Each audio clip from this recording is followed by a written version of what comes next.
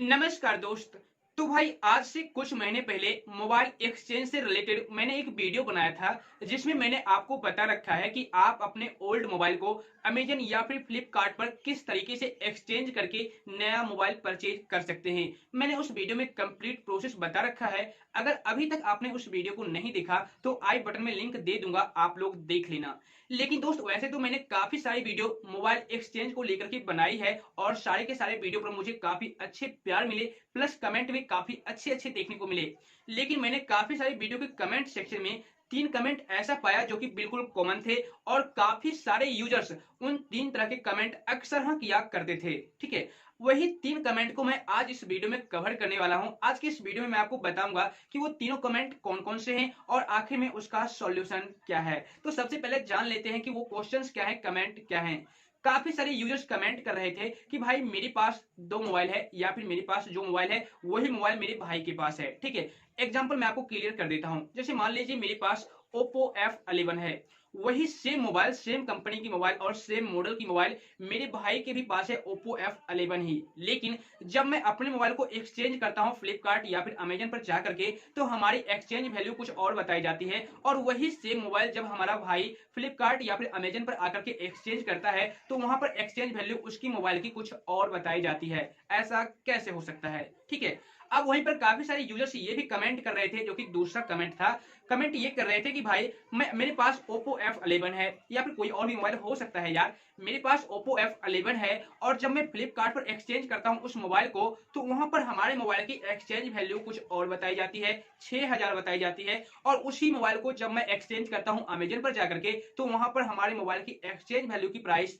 5000 या फिर 5500 ही बताई जाती है। ऐसा कैसे हो सकता है? वहीं पर तीसरा कमेंट ये भी आ रहा था कि भाई आप मुझे ये बताओ कि मैं अपने मोबाइल को कहां पर एक्सचेंज करूं, कौन सा हमारे लिए सबसे बेस्ट होगा, अमेजन या फिर फ्लिपकार्ट? कहां पर हमको एक्सचेंज वैल्यू की प्राइस काफी ज्यादा मिलेगी, फायदा मुझे कहां मिलेगा, अमेजन या फिर फ्लिपकार्ट पर? तो दोस्त आज की इस वीडियो को एंड तक देखना क्योंकि आज की इस वीडियो में मैं इन्हीं सारे कमेंट को कवर करने वाला हूं। तो चलिए शुरू करते हैं। तो भाई बात कर लेते हैं कमेंट नंबर फर्स्ट की। दोस्त पहला क्वेश्चन ये है कि मेरे पास वही मोबाइल है जो मेरे दोस्त के पास है, जो मेरे भाई के पास है। या फिर मान लीजिए मेरे पास ओप्पो F11 है और वही सेम मोबाइल मेरे भाई के भी पास है, ओप्पो F11 ही। लेकिन जब मैं दोनों मोबाइल को फ्लिपकार्ट या फिर अमेजन पर जाकर के एक्सचेंज करता हूं तो दोनों मोबाइल की जो एक्सचेंज वैल्यू प्राइस है वो अलग अलग दिखाई जाती है। ऐसा कैसे पॉसिबल हो सकता है? तो दोस्त इसका सिर्फ एक ही रीजन है और इस रीजन की वजह से आपके दोनों मोबाइल की जो एक्सचेंज वैल्यू की प्राइस है वो अलग अलग जरूर बताई जाएगी। अब रीजन क्या है मैं आपको क्लियर कर देता हूं। देखिए, सबसे पहले आप लोग चेक कर लीजिए कि आपने अपना मोबाइल किस डेट को परचेज किया था और आप अपने भाई का भी मोबाइल ले लीजिए या फिर आपके ही पास 2 मोबाइल हैं और दोनों मोबाइल सेम ब्रांड के हैं, सेम मॉडल के हैं, तो आप ये चेक कीजिए कि आपने दोनों मोबाइल कब खरीदा था, किस किस डेट को परचेज किया था। अब आप कहोगे कि भाई इसमें डेट चेक करने वाली बात क्या है? तो दोस्त पैसेंस रखो, मैं आगे क्लियर करने वाला हूं। सबसे पहले मैं आपको बता दूं कि आप लोग एक्सचेंज कैसे करते होंगे। आप लोग अमेजन या फिर फ्लिपकार्ट पर जाते होंगे, वहां पर सर्च करते होंगे एक्सचेंज ऑफर फॉर मोबाइल या फिर जैसे भी हो आप सर्च करते होंगे। उसके बाद आपके सामने कई सारे मोबाइल आ जाते होंगे। अब आप उन्हीं सारे मोबाइल में से किसी एक मोबाइल को सेलेक्ट कर लेते होंगे। ठीक है, जैसे ही उस पर क्लिक करते होंगे तो आपके सामने मोबाइल ओपन हो जाता होगा और उसकी प्राइस दिखाई जाती होगी। और जब आप नीचे की तरफ स्क्रॉल करते होंगे तो वहां पर आपको बाय नाउ और ऐड टू कार्ट का ऑप्शन आता होगा और उसके जस्ट नीचे आपको एक ऑप्शन देखने को मिलता होगा विथ एक्सचेंज का। ठीक है, तो आप लोग एक्सचेंज करने के लिए विथ एक्सचेंज वाले ऑप्शन को सेलेक्ट कर लेते होंगे। ठीक है, उसके बाद आपको बोला जाता होगा कि भाई आप ब्रांड को सेलेक्ट कीजिए, आपका मोबाइल किस ब्रांड का है, किस कंपनी का है। और उसके बाद जब ब्रांड आप सेलेक्ट कर लेते होंगे उसके बाद आपको बताया जाता होगा कि आप अपने मोबाइल का मॉडल सेलेक्ट कर लीजिए। ठीक है, तो मैंने अपना ब्रांड का नाम ओप्पो सेलेक्ट कर लिया, मॉडल F11 सेलेक्ट कर लिया। अब देखिए, अब वहीं पर जैसे ही आप मॉडल सेलेक्ट करोगे ना तो आपको वहां पर एक्सचेंज वैल्यू की प्राइस दिखा दी जाएगी कि भाई आपके मोबाइल की जो एक्सचेंज वैल्यू प्राइस है वो इतना है, यानी कि 6000 7000 जो भी है वहां पर आपको बता दी जाती होगी। लेकिन दूसरा मोबाइल जब आप वही सेम मोबाइल वहां पर इस प्रोसेस के जरिए एक्सचेंज करते होंगे तो उसका भी प्राइस आपको उतना ही दिखाई जाती होगी जितना आपके मोबाइल की एक्सचेंज वैल्यू प्राइस दिखा रही थी। ठीक है, यहाँ पर कोई डिफरेंस आपको देखने को नहीं मिलता होगा। लेकिन हाँ, डिफरेंस मिलता है कब, मैं आपको क्लियर कर देता हूं। वहां पर आपको एक ऑप्शन देखने को मिलता होगा IMEI नंबर का। जी हाँ, IMEI नंबर का, जो कि आप *#06# डायल करके अपने मोबाइल का IMEI नंबर चेक करते हैं। ठीक है, अब जब आप अपने मोबाइल का IMEI नंबर वहां पर डालते हो और अगला बंदा भी यानी कि आपका भाई भी IMEI नंबर अपने मोबाइल का वहां पर डालता है, तो वेरीफाई वाले ऑप्शन पर क्लिक करते हो। उसके बाद आपके मोबाइल को वेरीफाई किया जाता है, आपके मोबाइल की कंडीशन को वेरीफाई किया जाता है कि आपका मोबाइल कितना पुराना है, कितना ओल्ड है। तो दोस्त, जिसका मोबाइल जितना ज्यादा पुराना होगा, उसकी मोबाइल की एक्सचेंज वैल्यू की जो प्राइस है वो उतना ही कम होगी। क्योंकि मैं आपको बता दूं, जब आपने IMEI नंबर वहां पर सेलेक्ट नहीं किया था, नहीं डाला था, तो आपके दोनों मोबाइल की, आपके मोबाइल के भी और आपके भाई के मोबाइल के भी एक्सचेंज वैल्यू की प्राइस सेम बताई जा रही थी। लेकिन जैसे ही आपने वहां पर IMEI नंबर इनपुट कर डाला, तो भाई वहां पर आपके मोबाइल की एक्सचेंज वैल्यू की प्राइस कुछ अलग दिखाई जा रही होगी और आपके भाई की मोबाइल की एक्सचेंज वैल्यू की प्राइस कुछ अलग बताई जा रही होगी। ये इसलिए होता है कि आपके मोबाइल को कंडीशन को लेकर के ये बता देता है कि भाई आपका मोबाइल इतना दिन का पुराना है, इस वजह से आपके मोबाइल की एक्सचेंज वैल्यू की प्राइस इतनी है। ठीक है, तो दोस्त, ये तो रीजन क्लियर हो गया ना कि किस वजह से आपके मोबाइल की वैल्यू अलग है और आपके भाई की मोबाइल की एक्सचेंज वैल्यू अलग है। फिर से मैं आपको क्लियर कर देता हूं, अगर आपका मोबाइल ज्यादा पुराना है आपके भाई के मोबाइल से, या फिर आपके पास ही दो मोबाइल है सेम ब्रांड के, सेम मॉडल के, लेकिन दोनों अलग अलग डेट के हैं, एक मोबाइल काफी ज्यादा पुराना है और एक मोबाइल उतना ज्यादा पुराना नहीं है, बिल्कुल नया है, तो दोनों मोबाइल की एक्सचेंज वैल्यू की प्राइस काफी भिन्न होगी, अलग अलग होगी। ये बात अभी गांठ बांध लो अपने दिमाग में, कभी भी इसे दिमाग से मत निकालना। ठीक है, तो ये एक रीजन हो नहीं सकता बल्कि होगा। ये पॉइंट तो क्लियर हो गई। अब बात करते हैं नेक्स्ट कमेंट की। देखिए, दूसरा जो कमेंट है वहां पर काफी सारे यूजर्स ये कमेंट कर रहे थे कि भाई आप मुझे ये बताओ, मेरे पास सेम मोबाइल है Oppo F11 का, और जब मैं उस मोबाइल को फ्लिपकार्ट पर एक्सचेंज करता हूं तो वहां पर एक्सचेंज वैल्यू की प्राइस कुछ और बताई जाती है, और वही सेम मोबाइल जब मैं अपने अमेजन पर आकर के एक्सचेंज करता हूं तो वहां पर एक्सचेंज वैल्यू की प्राइस कुछ और बताई जाती है। तो ये कैसे पॉसिबल हो सकता है? ठीक है, तो देखिए, इसका सिंपल, बिल्कुल सिंपल आंसर है।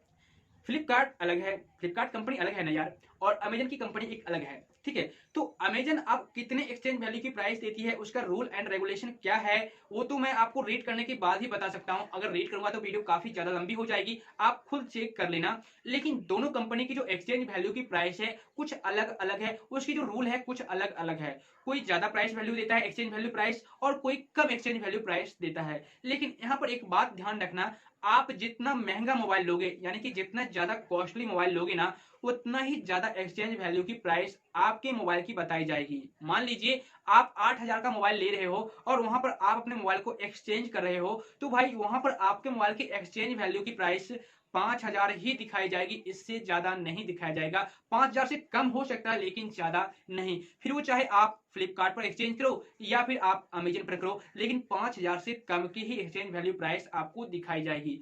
वहीं पर अगर आप नया मोबाइल ले रहे हो और उसकी जो कीमत है वो 24,000 है, 25,000 है, या फिर 30,000 है, तो आप वहां पर देखना, चेक करना कि आपके मोबाइल, जो आप मोबाइल एक्सचेंज कर रहे हो अपना वाला, उस मोबाइल की जो एक्सचेंज वैल्यू की प्राइस है वो काफी ज्यादा दिखाई जाती होगी। हो सकता है आपके मोबाइल की एक्सचेंज वैल्यू की प्राइस वो 8,000 कर दे, 7,000 कर दे, वैसे इससे ज्यादा तो नहीं कर पाएगा, लेकिन हाँ 7,000 8,000 तक चला जाएगा आपके मोबाइल की एक्सचेंज वैल्यू की प्राइस, फिर वो चाहे अमेजन हो या फिर फ्लिपकार्ट। ठीक है, तो देखिए यहाँ पर आप क्या देख रहे हो कि जैसे जैसे मैं अपने नया मोबाइल एक्सटेंड करते जा रहा हूँ, उसकी प्राइस बढ़ाते जा रहा हूँ, उसी तरीके से हमारे मोबाइल की जो ओल्ड मोबाइल है उसके मोबाइल की जो एक्सचेंज वैल्यू की प्राइस है वो भी बढ़ती जा रही है। तो भाई यहाँ पर एक पॉइंट ये भी होता है कि आपका जो मोबाइल का दाम है, जो आप नया परचेज कर रहे हो, अगर वो ज्यादा है तो उसके हिसाब से भी आपके मोबाइल की एक्सचेंज वैल्यू की प्राइस घट बढ़ जाती है।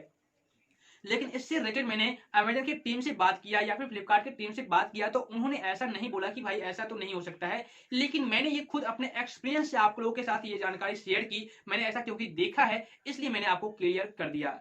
अब ये बात आती है कि यहाँ पर कम वैल्यू दिखाई जाती है फ्लिपकार्ट पर या फिर अमेजन पर ज्यादा एक्सचेंज वैल्यू प्राइस दिखाई जाती है, तो ऐसा कैसे पॉसिबल हो सकता है? तो दोस्त, इसका सिंपल सा फंडा है, जैसा कि मैंने पहले ही क्लियर कर दिया कि हर एक कंपनी की अपनी अपनी रूल एंड रेगुलेशन होती है। उन्होंने कुछ और लिमिटेशन बांध करके रखा होगा एक्सचेंज वैल्यू को लेकर के, फ्लिपकार्ट और अमेजन एक्सचेंज वैल्यू को लेकर के कुछ और लिमिटेशन बांध करके रखा होगा, तो यहाँ पर आपको डिफरेंस देखने को मिल ही जाएगा। ठीक है दोस्त, तो ये पॉइंट भी क्लियर हो गई। अब बात करते हैं नेक्स्ट पॉइंट की, जो कि तीसरा कमेंट है और ये भी लाजवाब कमेंट था यार। काफी सारे यूजर्स ये कमेंट कर रहे थे कि भाई आप मुझे ये बताओ कि मैं अपने पुराने मोबाइल को कहां पर एक्सचेंज करूं, मुझे एक्सचेंज वैल्यू की प्राइस ज्यादा कहां पर मिलेगी, फ्लिपकार्ट या फिर अमेजन पर।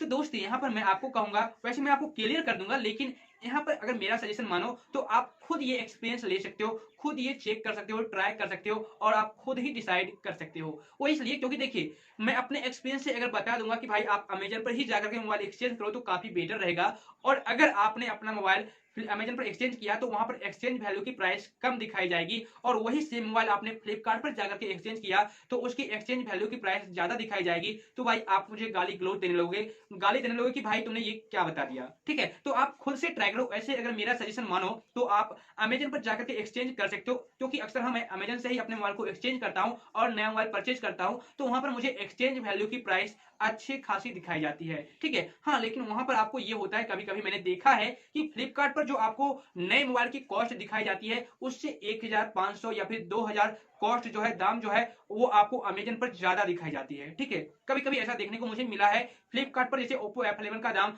17,000 है, तो यहाँ पर अमेजन पर ओप्पो F11 का दाम 18,000 दिखाया जाता है। ठीक है, तो यहाँ पर कॉस्ट में कभी ना कभी आपको अंतर देखने को मिलेगा, डिफरेंस देखने को मिलेगा। इससे आप लोग घबराना मत, और आपकी जो एक्सचेंज वैल्यू की प्राइस है वो भी आपको यहाँ पर डिफरेंस देखने को मिल जाएंगी, क्योंकि दाम ज्यादा है यहाँ पर और इधर कम है। ठीक है, तो यहाँ पर वैसे आप अपने हिसाब से एक्सपीरियंस ले लो, ट्राई कर लो, आप खुद से चेक करो कि आपको मोबाइल की जो एक्सचेंज वैल्यू प्राइस है वो कहां पर ज्यादा मिल रही है, फ्लिपकार्ट पर या फिर अमेजन पर। अगर फ्लिपकार्ट पर मिल रही है तो फ्लिपकार्ट पर एक्सचेंज कर लो, या फिर अगर अमेजन पर मिल रही है तो अमेजन पर एक्सचेंज कर लो। सिंपल सा है यार। तो दोस्त, ये 3 कमेंट थे जो आप लोगों ने काफी सारे कमेंट किए थे। 3 तरह के कॉमन कमेंट मुझे देखने को मिले थे सारे के सारे वीडियो में, इसलिए मैंने इन 3 कमेंट को आज कवर किया और सारे के सारे सॉल्यूशन भी मैंने क्लियर कर दिए। लेकिन फिर भी अगर आपके माइंड में किसी भी तरह का डाउट रह गया हो तो नीचे कमेंट जरूर कर देना। तो आज बस। तो आई होप दोस्त आज की यह वीडियो काफी ज्यादा पसंद आई होगी और साथ ही आपको नॉलेज भी काफी अच्छी मिल गई होगी। वीडियो अगर पसंद आई तो वीडियो के नीचे लाइक का बटन है, उसे जरूर दबा देना। और अगर आप लोग मेरे को पहली बार देख रहे हो ना, तो भाई क्या सोच रहे हो, चैनल को सब्सक्राइब कर लो, बेल आइकन को प्रेस कर दो और ऑल वाले ऑप्शन पर क्लिक करना मत भूलना। और इस वीडियो को जितना ज्यादा हो सके प्लीज शेयर जरूर कर देना, ताकि थोड़ा बहुत मुझे भी सपोर्ट मिल सके। तो फिर मिलता हूं आपसे फिर एक नई वीडियो के साथ, तब तक के लिए वंदे मातरम।